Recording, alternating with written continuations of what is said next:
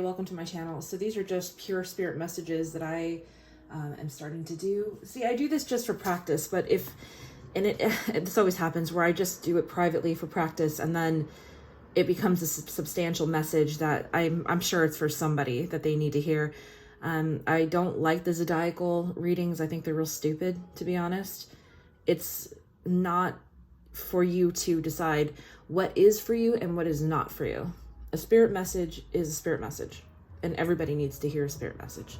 Whether or not you're going through this particular situation, you need to learn from it. So that's the way spirit messages are supposed to be handled. So when it comes to me pulling my cards, I let spirit do it. You know, he tells me how he wants me to pull the cards, and I do it, and here comes the message. You know, this is why you don't see me going, which I find to be like the most annoying thing in the world. All right, so you know I don't like to talk a lot. Here's the message. You're trying to keep up appearances, and you're trying to hinder somebody's exit because you want to keep up appearances. You hold yourself in very high regard because of these appearances. You have a lot of unworked, unresolved, I want to say daddy issues, to be honest. But even with this person that you love, they've checked out emotionally and mentally. You have this idea that if you can make things look seamless on the outside, flawless, that somehow everything underneath will align, and that's a delusion. There's a lot here. I mean, so much here that you have not worked through. And it's all in the past, and that's kind of like where you live. I don't know if you think you're owed something because you didn't have like a very good childhood, but you don't listen very well. You're very self-righteous about what it is that you want. And you don't listen to your partner.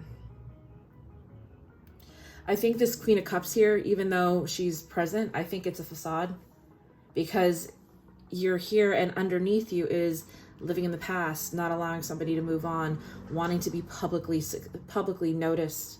But then here you have these epic events of pain, tragedy, fucking people over, you guys fucking each other over. You're not allowing somebody to leave who wants to leave. You have these very high ideals that you want somebody to like try and meet, but these are your ideals. I think you want things to go your way because you were so damaged. You're so hurt. You come off as the King of Wands, even though you want to present yourself as the Queen of Cups. The Queen of Cups is a very nurturing person. You know, this is the person that likes to go on Instagram and pretend their life is like perfect, right? That's how this person operates. But inside, who you really are is somebody who has been through war after war after war with either trauma or people doing things to you, whatever the case may be. And instead of you working through it, you kind of mask it, which, I mean, I guess that's just how you work through it. You try to make it seem like, oh, it doesn't affect me, but it does. It does. And it's affecting your relationship because they have this sense of, they don't want to be part of like this reality that you create. You have this sense of like, this is how I want it to be. This is how I want it to look. Look, I'm successful, but you don't care very much as to how the other person feels if it doesn't go with like, I don't know, your own construct of what this relationship is supposed to be. Good luck.